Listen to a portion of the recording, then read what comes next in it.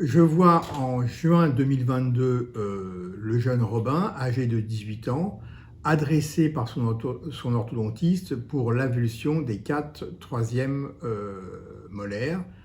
Euh, L'indication d'opérer est portée, plutôt sous anesthésie générale, qui est le choix de Robin, est totalement acceptée par ses parents.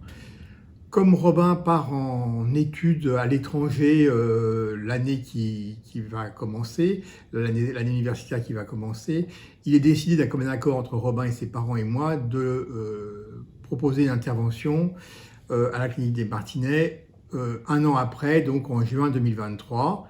Le dossier médical est réalisé. Et les Robin et ses parents sont avertis de la nécessité de prendre rendez-vous avec un médecin anesthésiste de la clinique quelques jours avant l'intervention.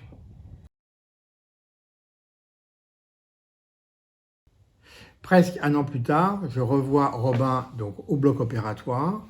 Euh, on vérifie avec l'IBOD les précautions d'usage, checklist et compagnie. L'induction de l'anesthésie générale est lancée et l'intervention commence.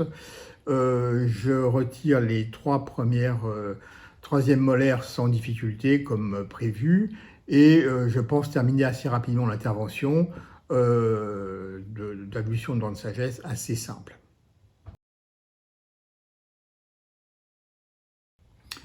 Je pensais donc terminer cette intervention assez rapidement.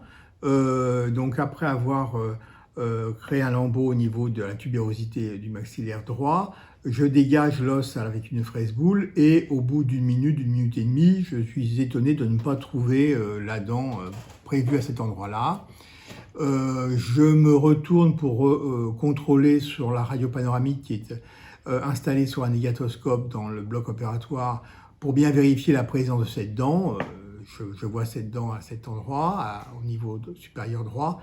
Donc je retourne au niveau du site opératoire, je continue à dégager et je ne trouve toujours pas cette dent. Étonné un peu comme moi de cette situation, mon aide opératoire me demande si la radio est la bonne et si elle est bien orientée. En effet, j'aurais pu effectivement me tromper de radio ou la mal orienter. Donc on demande à l'infirmière du bloc opératoire de vérifier l'identité qui est marquée sur la radio et sa bonne orientation, ce qui est fait et ce qui affirme que c'est bien la bonne radio. Donc réconforté par cette information, ce dont je ne doutais pas, eh bien, je continue à dégager encore. Inévitablement, je tombe dans le sinus. Je cherche désespérément cette dent que je ne trouve pas, ce qui quand même commence à être contrariant. J'essaie de faire un abord palatin. Et au bout d'un moment, mon aide opératoire me dit « mais arrêtez, il y a sûrement un problème qu'on ne peut pas comprendre maintenant, mais manifestement, on ne trouve pas de dents et ça sert à rien un peu d'insister inutilement.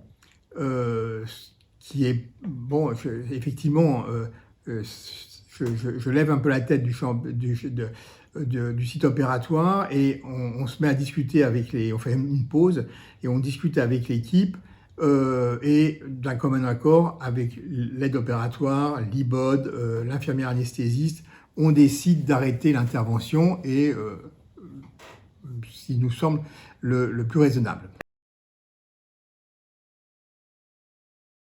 Alors, en post-op, quand je vais revoir Robin en contre-visite dans l'après-midi, je vais avoir l'explication un petit peu de cette dent mystérieuse.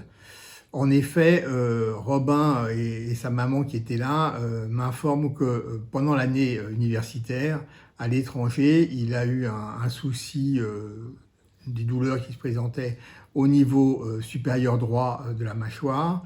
Et en fin de compte, il s'est fait retirer sous anesthésie locale cette dent de sagesse qui commençait à lui faire mal. Et évidemment, ils avaient complètement oublié de m'en reparler quand Robin est descendu au bloc opératoire. Donc on comprend bien maintenant l'histoire et on comprend un petit peu mieux cet acharnement que j'ai eu et un peu inutile à rechercher une dent qui n'existait pas.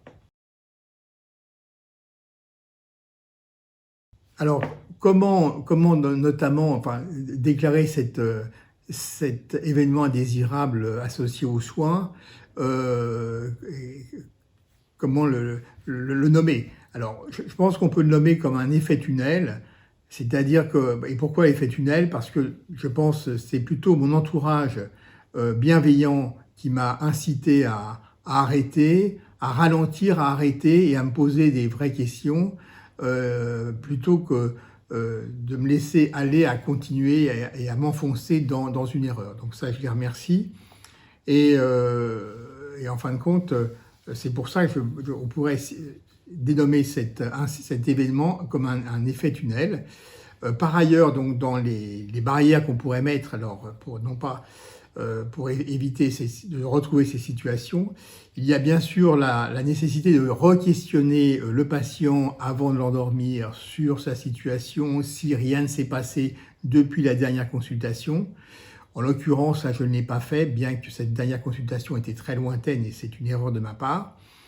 Et troisièmement, on pourrait aussi proposer que pour des rendez-vous qui sont pris très longtemps à l'avance, eh bien, il est utile, voire presque obligatoire, de prévoir une consultation juste avant une consultation avec l'opérateur, juste avant l'intervention, une semaine, 15 jours avant, ce qui permettrait même de réactualiser un petit peu l'imagerie à cette occasion.